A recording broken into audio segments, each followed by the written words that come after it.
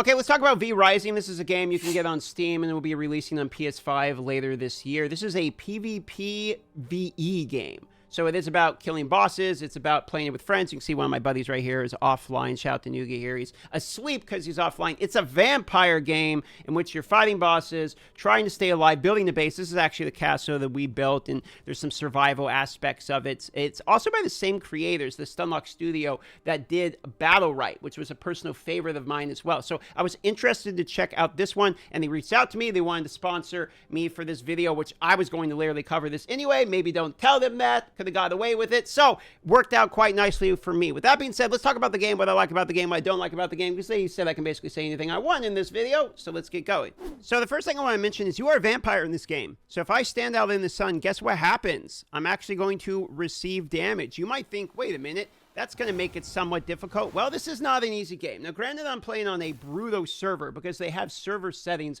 in which you can crank up the difficulty in a variety of ways. You can even enable PvP, disable it where people can raid your base, etc. So it's very customizable if you want to set up a server or even play solo. And I tried solo and it's perfectly fine solo as well. And now it is nighttime, as you can see in the top right corner here. So I am receiving no damage. So there is vampire elements. And if you look down here, you actually have a blood pool that changes passive bonuses you get depending upon the blood type of the last enemy you got the blood from. So I attacked a worker, so I have worker resource yields, for instance. But if I had attacked like a warrior, I would have physical damage passives for combat. So let's talk about how combat actually works for a moment. There are different items, different weapons. So I have like a spear, I have like a mace, I have a pistol. Obviously the pistol is going to shoot. The dagger is going to give me more of like these rogue-like dashing types of abilities, or going invisible and then like kidney shotting somebody out of nowhere. So the combat also has skills, and these skills you acquire from killing different bosses and acquiring their magic, which you do the same way as you get the passive blood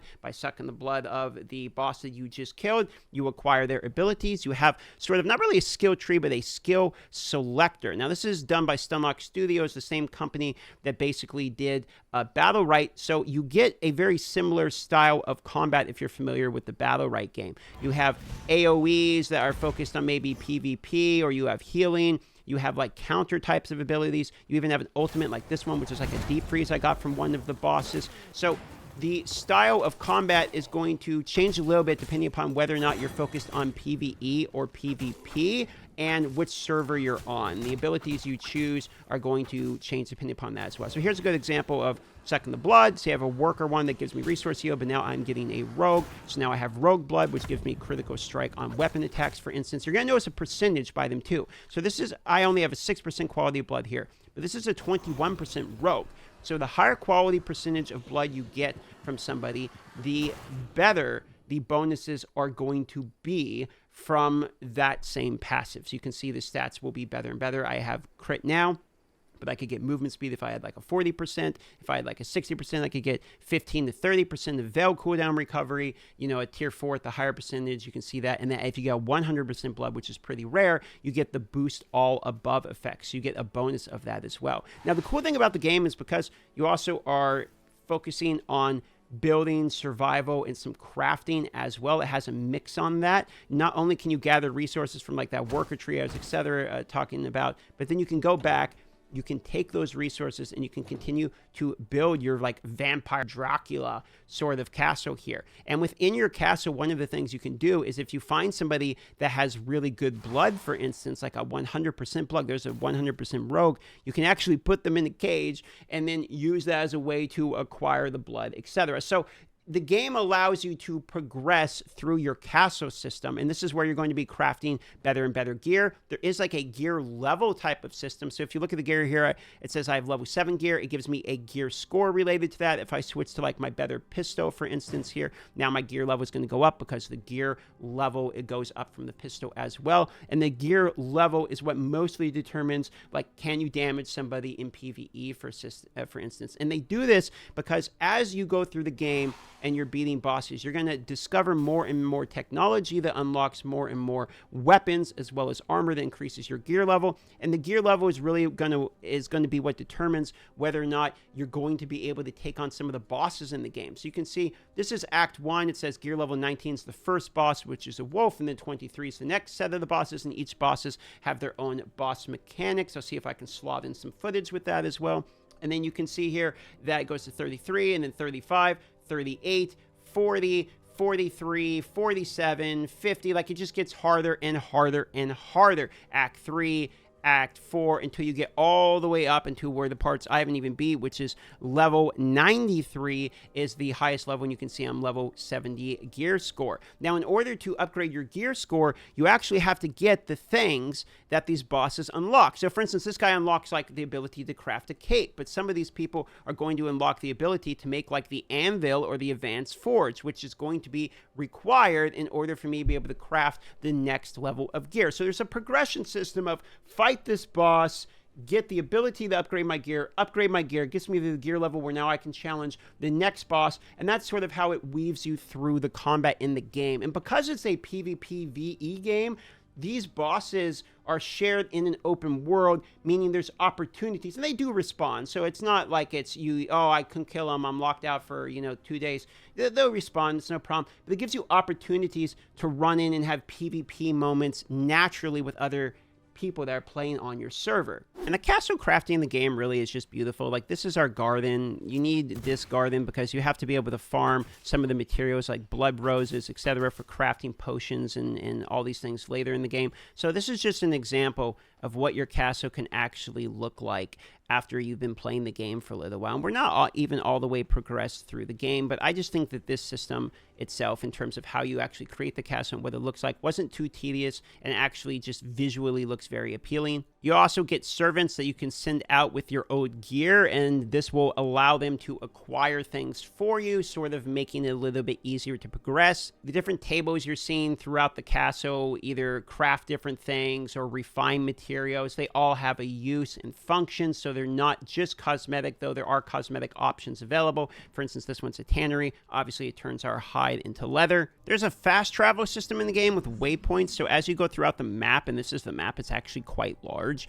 you're going to be finding these different way gates that allow you to teleport around to locations that you have previously been. So, for instance, I could just teleport all the way down here if maybe I was tracking one of the bosses I wanted to fight. And you can actually track the bosses that you want to fight through the blood system. So how it works is, if I'm looking for, let's just pick a random boss here. Let's say what I want to fight is the Tailor, okay? And I say I want to track the Tailor's blood. It's going to show me sort of this scent that I can follow. Now, because I've killed the wolf boss earlier, I unlocked for myself a travel wolf form. So now I can be a wolf and travel that way to move a little bit faster towards the monster that I'm tracking here, the boss, for instance. Or just for the sake of the video, I happen to know the Bandit King is very close, so I could track the Bandit King, which is just right up top here. And now I've arrived basically at the Bandit King, who's right just around the corner. And maybe I want to set up my skills a little differently, so I could pick one of the other skills that I want. And let's just put in like the spider one, sort of like a cluster bomb. And then here we go. Here's the Bandit King. You can see he's been doing some combat. But because it's the daytime and vampire, the sun is really strong. So I kind of got to fight in the shade or wait for nighttime. I have enough damage because I'm high enough level. This shouldn't be too much of a problem, even though it's daytime. And you can see that I'm using both the abilities that come with the pistol, as well as you can cast the abilities I have unlocked throughout beating other bosses. And that's sort of the combo of how the mechanics of combat's actually going to work. So then you can use the daggers if I want to use the daggers. You can go invisible, try to dodge some invisibilities, maybe get a stun off. You can't really stun bosses, though. However, heal myself with my healing ability. Now, let's say I needed to heal and I didn't have any like potions or anything like that. Something you can do, because you're a vampire, is you can use your blood in order to be able to heal yourself. So let's just go over here for a moment and hide away in this building. Now, I can use Blood Mend, which is going to use some of the blood that I got from the previous rogue I showed you in order to be able to heal myself. Now, while you're in combat, you can only heal up to a certain amount. That's what that black bar is. But once you get out of combat, you can heal up all the way. Now, if I ran out and used all of my blood, you're going to slowly drain your life. It says at the bottom, you slowly lose health if you run out of blood. So you got to be kind of careful in making sure you're always having enough blood and feeding when you need to. So here's another player.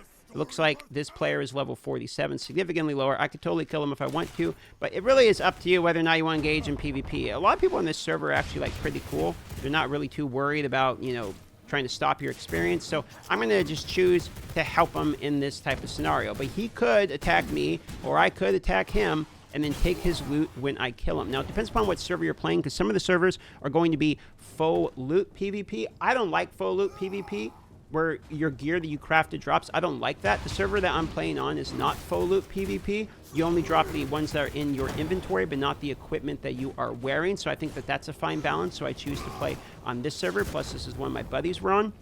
So you gotta be kind of careful what server you're playing on, depending upon the playstyle you want. And there are some servers that literally have PvP disabled entirely. So if what you wanted to do was just only play PvE and fight the bosses, then you could do that. You might ask, okay, well, is this game primarily PvP or is it primarily PvE then? Like, if I turn off the PvP, am I going to be losing a pretty good amount of my experience? And what I would say is a yes and no. So I do think that PvP is a good part of the experience, and if you like PvP games, you're probably going to like this one, especially if you like Battlerite, if you played their previous game at all. Battlerite was a pretty enjoyable game from a PvP aspect.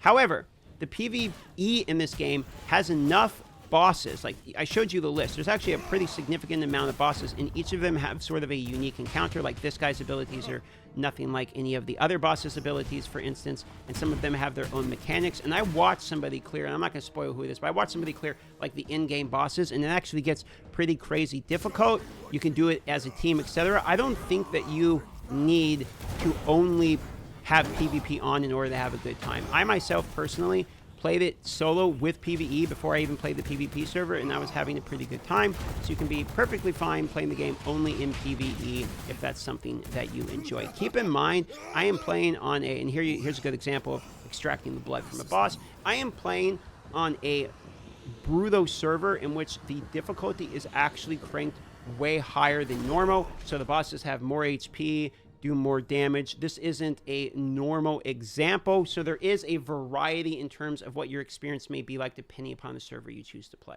So what happens when you die? Well, when you get downed, your teammates can either revive you, or you can press X, respawn wherever your coffin is. Of course, this is going to be within your base, or you can even respawn in some of the different way gates. So this allows you the ability to sort of run back to get your loot that might have dropped. There'll be a container that dropped, and you can run back and get it. Let me show you a bit of the different world environments. I showed you the town area. Let me show you some of the other ones. This is like the Dracula type of area. Like, this is other vampires, and you can see the environment shifts pretty dramatically depending upon where you are, and the type of creatures you're going to be fighting is going to shift pretty dramatically as well with each area. So it's sort of a theme park style of game where as you go to the different zones, the environment around you, the monsters you're fighting, the bosses you're fighting, and the loot you're acquiring all sort of have a theme. You can see here, these are, you know, Dracula, and here's another boss, General Alina of the Hollowed, for instance. I think this one's actually like kind of a harder fight, so I'll show you a little bit of combat here on these guys. He teleports behind me, and you can see here the style of combat is already different than just the archer, the bow, and the dude with the shield. We've got somebody with, okay, what's happening here? Ah, yeah, and this can happen, which is kind of interesting. So packs will interact with each other. Like, if you get a militia, for instance, from like a town, they might try to fight the other vampires, because you're not the only vampire. Like, in this actual environment, you are in a world where there are other vampires too. In fact, some of the bosses you have to fight are literally other vampires, and obviously you're going to be fighting other players who are vampires as well. So you live in a world that's full of vampires. So you have like people that are actually hunting you as vampire slayers themselves. You can see this is an ice themed boss. Goes on an ice pillar. It's going to shoot out a whole bunch of ice stuff, and you actually have to break the pillar before you can get to her again. So that, I think the actual mechanics of the boss fight are what make the game interesting, because if the boss fights were bad, and it was just another survival game, it wouldn't really be that fun. But you have good boss fights, you have good crafting, you have good mob fighting. The PvP is great because it's basically similar to Battlerite, which, little known fact, the very first video I ever made was a Battlerite chest opening. So it's kind of funny coming full circle and then playing this game actually 7 years later. Here's another cool environment. This is the forest environment in the top right. Now I hit the map. You know why you can't see this? Because the passive of this environment is the Curse of the Forest debuff, in which you get lost in the mist. Now you can find these wisps, which as you collect them is going to clear that debuff for you. Now this doesn't stay forever. The debuff will come back, but this is one way in which you can actually see around this area and see the map starts to clear out again, etc. But then, once you've defeated the boss in this area, he gives you a material that allows you to make a cape that cleanses this debuff for you automatically. So this is one example of like map progression in the game where you have a barrier that's difficult and you can see the debuffs coming back and I can't see very well. But then when you progress in the area and you finally get the challenge done, that area becomes a little bit easier to you. Because there's a pretty big variety of the map, you can have a pretty big variety in terms of environmental experience. Now, you might be wondering, how do I choose where I'm going to place my base? Well, you can start, in fact, you start at one of these two vampire way gates down here. You can choose, I want to start east or west when you make your character and start the game.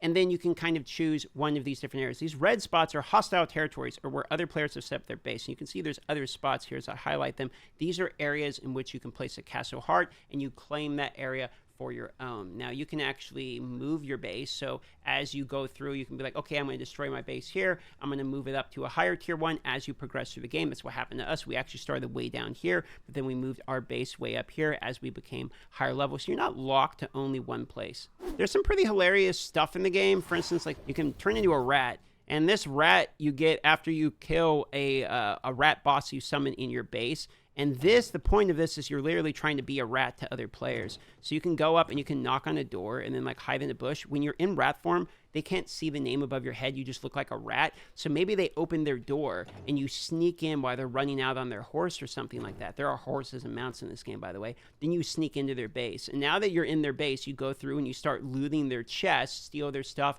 wait for them to come back and open the door. Then you run out as the rat mode again. Or you can even, as a rat, and I've done this multiple times, hide in a bush while somebody's killing a boss that's maybe higher level than you can take on because they're more advanced of a player. So you're hiding in a bush, they're killing a boss over here, you wait till that boss dies, then you run out while they're sucking its blood and gaining its power, and you do also. And they're locked into that animation of stealing its power, so you get the opportunity to get that power too, and then they're going to have to try to kill you afterwards, but you already got the power for that boss unlocked, baby, and it was way too hard for you to even do. So there's some really cool interactions you can have with other players because of some creativity and rewards they've given you, like the rat form. This isn't actually the only form. There's actually human form, which you can use to go and interact in towns without people actually chasing you down for being a vampire and being able to talk and trade with people. There's another form that's a toad form, which allows you to be able to jump high in case you want to jump over something. There is a hilarious one called spider form, which when you kill the spider boss, you can turn a spider and you can actually burrow under the ground, meaning you can hide entirely for almost the same reasons I was mentioning as the rat. So vrising has a variety of things that could appeal to you as a player. Either you're a PvP person, someone who enjoys good, difficult boss fights, you're somebody who enjoys these survival style of games, or maybe you were an enjoyer of battle right and you miss those combat mechanics. The progression feels smooth. The PvE is really good in the game. The PvP is there if you're a PvP enjoyer and somebody who enjoys, you know, progressing as fast as you can and trying to stop the other people from progressing, etc. There's that in the game as well. So it appeals to a variety of audiences, but the best thing about the game is that it does that in symmetry, so those players can actually interact with each other and have a good experience. Very often these style of games, one of them becomes the most predominant factor in the game and can make it unenjoyable for the other ones. But no matter the type of player you are, if you're a builder, you can build. If you're a PvE bosser, you can boss. Or if you're a PvP Andy,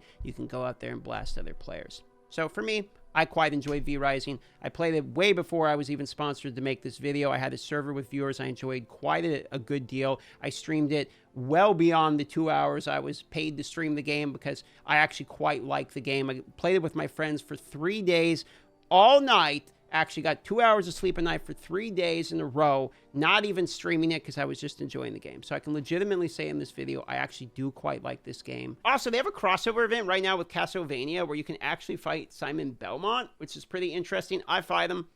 Definitely didn't win against him, but you could give it a shot. There'll be a download link down below in the description if you want to check it out. Thank you for the sponsorship for this one, Stunlock Studios, and I hope you guys enjoy the game like I did.